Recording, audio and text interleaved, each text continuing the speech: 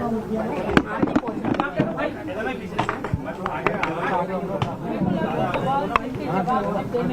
तस्वीरें इस वक्त आप देख रहे हैं, प्रेस कॉन्फ्रेंस शुरू हो रही है। यहीं की लाइव तस्वीरें इस वक्त आपको दिखा रहे हैं।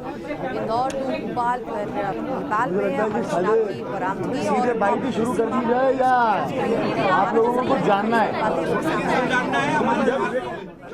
मैं सबसे पूछ लेता हूँ, आप लोगों को सीधा बाइट चाहिए है या कुछ ब्रीफ पहले कर दूं? पहले आप ब्रीफ कर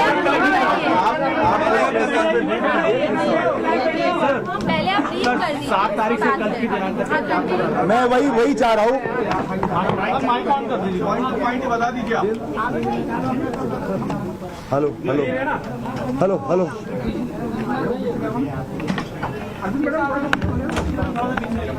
हेलो हेलो हेलो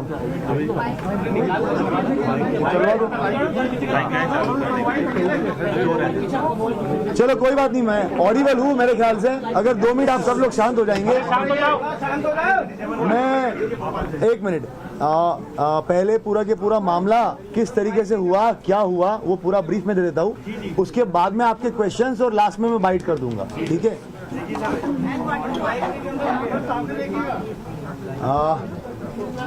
आप सब लोगों को जानकारी, एक सेकंड, आप सब लोगों को जानकारी में है कि 7 और 8 के दरमियान रात्रि जो है इंदौर बिलासपुर ट्रेन के अंदर से एक अर्चना तिवारी नाम की युवती जो B3 AC कोच में थी, वहां से वो लापता हो गई। जब से मिसिंग रिपोर्ट कायम हुई है, उसी दिन से हम लोग जो है वो उस लड़की को ढूंढ रहे हैं। मगर उसके बावजूद जो है लगभग 10 से 11-12 दिन तक हम लोगों को वो ढूंढने के बाद में आज फाइनली नेपाल बॉर्डर से लड़की को बरामद किया गया है। मामला कुछ इस प्रकार है कि अर्चना तिवारी नामक लड़की जो है ये कटनी की रहने वाली है।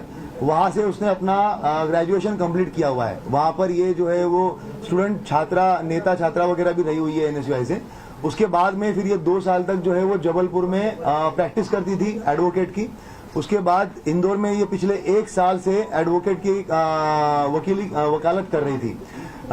इसी दरमियान जो है इसके परिवार वालों की तरफ से लगातार इसको रिश्ते वगैरह आ रहे थे, जिसमें इसको शादी नहीं करनी थी। लगभग 3 से 4-5 शादी के प्रपोजल आने के बाद में कुछ इश्यूज हुए, शादियां टूटी या उसको नहीं करना था, उसने ना बोल दिया। एक इंदौर में जो है इसकी दोस्ती हुई सारांश जोगचंद करके है, 26 साल का लड़का है, शुजालपुर का रहने वाला है। ये 1 जनवरी के आसपास में, मतलब 1 जनवरी 2025 के आसपास में उसकी जो है वो उसके साथ में मित्रता हुई है। और ट्रेन में ही, इसी सेम ट्रेन में जो है ये उस दिन जा रहे थे और आमने सामने जो है इनका रिजर्वेशन था, तो आमने सामने बैठे हुए थे। ये वकील थी, किसी चीज के बारे में बात कर रही थी। सारांश का भी कुछ जो है वो इश्यू चल रहा था घर पे, तो उस तरीके से उसने उससे बात करना शुरू किया। उसके बाद में बातें जो है वो और भी जो इसके लीगल इश्यूज थे, इसने अपना ड्रोन कंपनी का एक कुछ प्राइवेट लिमिटेड कंपनी बनाने के लिए ये प्रयास कर रहा था इंदौर में, तो उसके लीगल डॉक्यूमेंट को लेकर आपस में बातचीत होना शुरू हो गई और उसके बाद में फिर इनकी लगातार बातें शुरू हो गई। जब ये घटना दिनांक जो 7 तारीख है, उसके पहले इसके माता पिता ने और इसके बड़े ताऊ ने जो है वो एक तहसीलदार पटवारी के साथ में इसका रिश्ता फिक्स कर लिया था। उस टाइम पे परिवार के साथ में इसकी लंबी कहासुनी हुई है। उन्होंने कहा कि अब तुम अपनी पढ़ाई वढ़ाई सब छोड़ दो और तत्काल वापस आ जाओ, तुम शादी करके जो है वो तुम्हें जाना ही है। अब की बार जो है वो तुम मना नहीं करोगी और तुम्हारा जो पढ़ाई लिखाई, वो कौटिल्य एकेडमी में इंदौर में पढ़ाई लिखाई कर रही थी लड़की जो है वो, साथ में वकालत कर रही थी, तो करियर खत्म करके अब तुम्हें सिर्फ जो है वो शादी करनी है। ये इस तरीके की बातें जब घर में चल रही थी तो उसका काफी बहसबाजी हुई है। लड़की का जो है वो पढ़ने का मूड था और साथ साथ में अभी ये वकालत और सिविल जज की तैयारी करने का मूड था। तो इसने अपने इस दोस्त को, जो सारांश इसका दोस्त था, तो इससे बात करी। 6 तारीख को ये हरदा में केस के सिलसिले में गई थी, हरदा के आसपास में। वहीं पे ढाबे पे बैठ के एक तेजिंदर करके है, तेजिंदर सिंह और सारांश और लड़की, इन तीनों की बैठ के बात हुई। वहां पे इन लोगों ने प्लान किया कि किस तरीके से जो है अगर हम लोग मतलब बेसिकली ये छोड़ के भाग जाना है। तब ये भी बात हुई थी कि भाग जाना है तो अभी भाग जाते हैं, तो इतना सब कुछ करने की जरूरत क्या है। मगर उस टाइम पे ये बात हुआ कि ऐसा नहीं, अगर ऐसे करेंगे तो वो पता चल जाएगा। ये जो इंदौर बिलासपुर ट्रेन जा रही है वहां पे हम बैठेंगे, चलती ट्रेन में से अगर चले जाएंगे तो बहुत सारी हो सकता है कि मिसिंग पर्सन रिपोर्ट कायम होगा।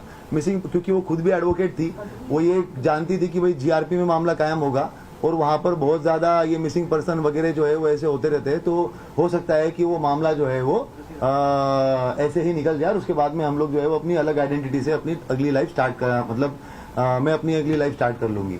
इस तरीके से इन लोगों ने प्लान बनाया। तेजिंदर जो है ये एक गाड़ी चलाने वाला ड्राइवर था।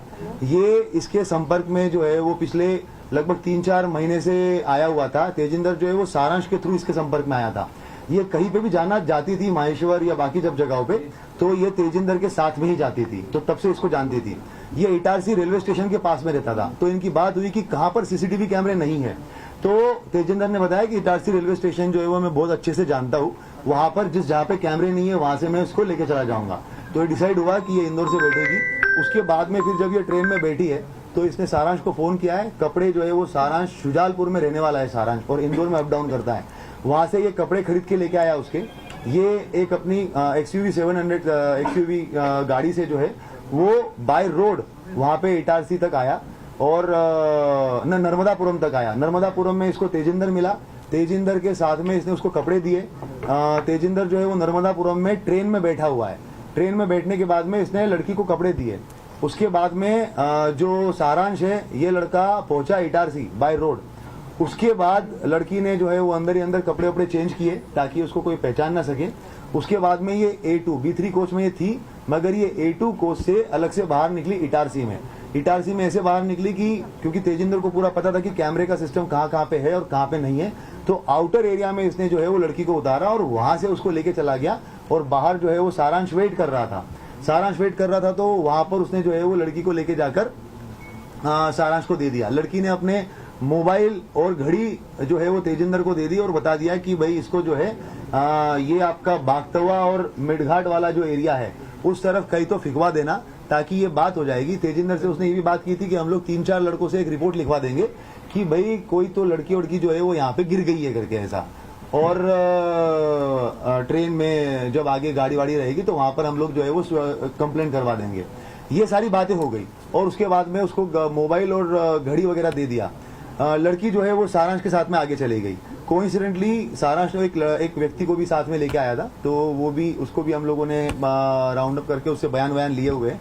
वो चश्मदीद गवाह है। उसके बाद में घटना ये हो गई कि तेजिंदर को उसी टाइम पे दिल्ली की पुलिस उठा के लेके चली गई। क्यों? कारण तेजिंदर जो है वो किसी फ्रॉड के मामले में आरोपी था। तो उसी रात, सेम रात को 1 बजे जो है वो ये घटनाक्रम होता है और अगले 1 घंटे में तेजिंदर को पुलिस उठा के लेके चली जाती है। अब जब ये पूरा मामला हमारे पास में आता है, लड़की जानबूझ के सामान पूरा के पूरा सीट पे छोड़ के गई ताकि हम लोग ये सोचे कि लड़की हो ना हो कहीं पे गिरी है, वो कहीं पे भागी नहीं है। अगर भागती तो पूरा सामान लेके जाती। ये पूरा सोच के प्लान करके जो है वो सामान वहीं पर रखा गया था। उसके बाद में जैसा कि उसने सोचा था, जब हमारे पास में मामला आया, सारा डिस्कशन हुआ, बात यही हुई कि भाई सामान जो है वो पूरा के पूरा छोड़ के चली गई है। छोड़ के गई इसका मतलब कहीं ना कहीं गिरी होगी। और मिडघाट और वो वाले एरिया का भी जानबूझ के वो मोबाइल जो है वो उसी एरिया में बंद हुआ था, तो हम लोगों ने वहां पर पूरा सर्चिंग ऑपरेशन भी चलाया। पूरे थानों में भी हम लोगों ने बात करी, वो सारी चीजें करी। मगर उसी टाइम पे एक चीज और, सारांश के साथ में जब बात हुई थी तो स्टार्टिंग में जब जनवरी में उसकी बातें हुई थी तो कॉल पे बात होती थी, मगर उसके बाद में व्हाट्सएप कॉल हुआ था। तो वो उस वजह से जो है उसके साथ में वो बातें जो है वो CDR में डिटेक्ट नहीं हो पाई। हम लोगों ने IPDR निकालने के बाद में उसका नंबर जो जब वापस आया और पता चला कि इससे वापस ये बात हो रही थी और ये लड़का छूट गया है पूछताछ करने के लिए, उसके बाद टीम जो है वो उस तक पहुंची है। तेजिंदर को जब हम लोगों ने ये पता किया, तेजिंदर का नंबर मिला और जब हम लोगों ने उसके बारे में डिटेल पता किया तो हम लोग काफी श्योर हो गए थे कि तेजिंदर इस मामले में लिंक है। मगर जैसे ही हमें पता चला कि ये जो है वो चोरी के मामले में दिल्ली पुलिस उठा के लेके गई है, तो हमें फिर स्टार्टिंग में लगा कि हो सकता है कि ये किसी दूसरे मामले में होगा। पर जब सारांश को उठाया गया और सारांश से जब पूछताछ हुई तो उसने बताया कि तेजिंदर, लड़की और इसने सबने मिलकर ये प्लान किया था। लड़की सारांश के साथ गई, शुजालपुर में गई है, वो गाड़ी की गाड़ी में ही रही, कहीं पे बाहर उतरी नहीं। इन लोगों ने इसका चीज का ध्यान रखा कि कहीं पे भी टोल नाका नहीं आना चाहिए, क्योंकि पुलिस जो है वो टोल नाके पे भी CCTV कैमरे देखती है और अगर गाड़ी के थ्रू RFID से अगर पैसा कट जाता है तो उससे भी जो है वो डिटेक्ट हो सकता है। तो इन्होंने टोल नाका अवॉइड किया और ऐसे ऐसे रास्ते से गए जहां से टोल नाका नहीं हो। शुजालपुर गए, शुजालपुर के बाद में फिर ये ऑर्बिट मॉल के आसपास से कहीं से इन्होंने एक दूसरा मोबाइल खरीदा।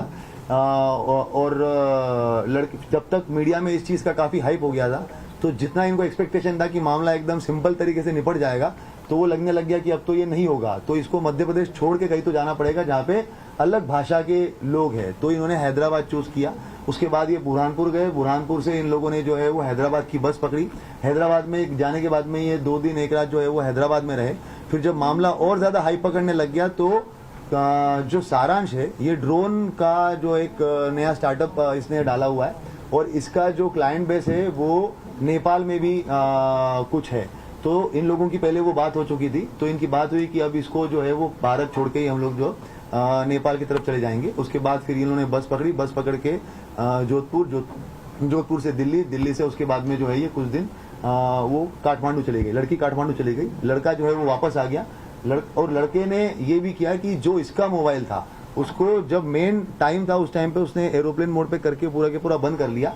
बाकी टाइम में मोबाइल जो है वो अपना वहीं पे रखकर और दूसरी सिम इशू करवा के पिता के नाम पे उस मोबाइल को उसने पूरा टाइम चलाया, क्योंकि जब सारांश का नाम अगर आए तो मोबाइल जो है वो इंदौर में ही दिखे और उसके ऊपर कोई शक ना जाए। और पिता की अलग से, क्योंकि नई सिम थी, वो तो कुछ कहीं पे कुछ कनेक्शन था ही नहीं उस चीज का, तो वो सिम जो है वो उसने अपनी अलग से इस्तेमाल करी।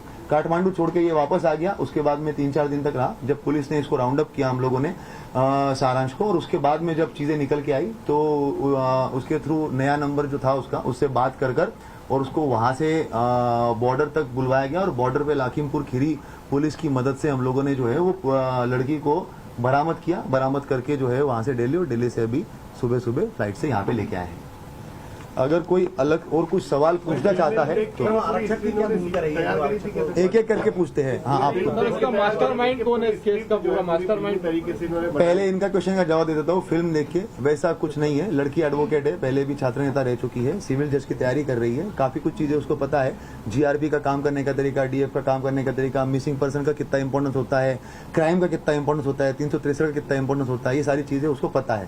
तो जो प्लान बना है वो तीनों लोगों ने मिलकर आपस में बना के और उसके बाद में फिर एग्जीक्यूट किया। एक एक करके सर, क्या तेजिंदर को कोई पैसे वैसे दिए थे इन लोगों ने मदद करने के लिए? हाँ, ये तेजिंदर का सवाल पहले जो है मैं इसका जवाब दे देता हूँ। तेजिंदर जो है ये सारांश जब इंदौर में रहता था लगभग 2021-22 के बीच में, तो आमने सामने रहते थे। उस टाइम पे इन लोगों का कुछ पैसों का लेन देन हुआ था। तेजिंदर ने काफी लोगों से उधारियां लेके रखी थी, तो उसमें सारांश से लगभग 2 से 2.5 लाख रुपए लिए हुए थे। तो वो जो पैसों का लेन देन था वो उनका चल रहा था, 2.5 लाख रुपए वो दे नहीं रहा था। तो उसी चीज के लिए फिर ये काफी बात होने लग गई, तो ये उसका ड्राइवर बन गया और उसके बाद में फिर उस चीज का कि भाई तुम्हारा जो पैसा दिया हुआ उसी में से कुछ निकाल लो, इस तरीके से वो तेजिंदर जो है वो इन्वॉल्व हुआ।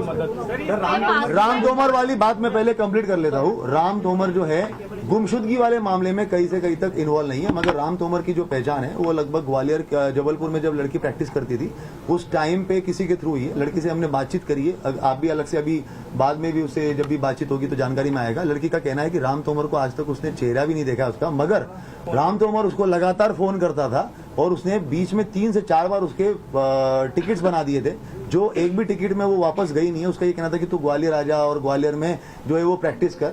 वो थोड़ा परेशान थी उससे कि वो बार बार फोन क्यों करता है करके। जब वो ऑफिशियल काम है तब तक तो ठीक है, पर बार बार फोन क्यों करता है। मगर जो गुमशुदगी वाला पार्ट है उससे राम तोमर का कुछ भी लेना देना नहीं है। कोई क्वेश्चन? सारांश ने ये आउट ऑफ द वे जाकर के इस तरीके से उसकी हेल्प की, क्या कोई लव अफेयर का भी मामला था या सिर्फ? लड़की डिनाई करती है, लड़की बताती है कि वो मेरा दोस्त था, बाकी तो और वो अच्छे से इस सवाल का जवाब दे पाएगी। लेकर भी जाएगी लड़की? लड़की के पास में हाँ कुछ पैसा वगैरह, लड़की क्योंकि कमाती थी, खुद ही उसके केस वेस चलते थे। उसका जो है वो हरदा में भी एक अलग से केस पे काम कर रही थी, खंडवा में भी किसी केस पे काम कर रही थी। तो लड़की खुद भी कमाती थी। उसने अपने माँ का ऑपरेशन जो किया था, तो ऑपरेशन में भी उसने खुद ने पैसे जो है वो खर्च किए हैं। तो पैसा उसके पास में था और कुछ पैसा जो है वो सारांश ने कुछ पेरेंट्स को कहा कि उन लोगों के बीच में काफी हाँ पेरेंट्स को जो है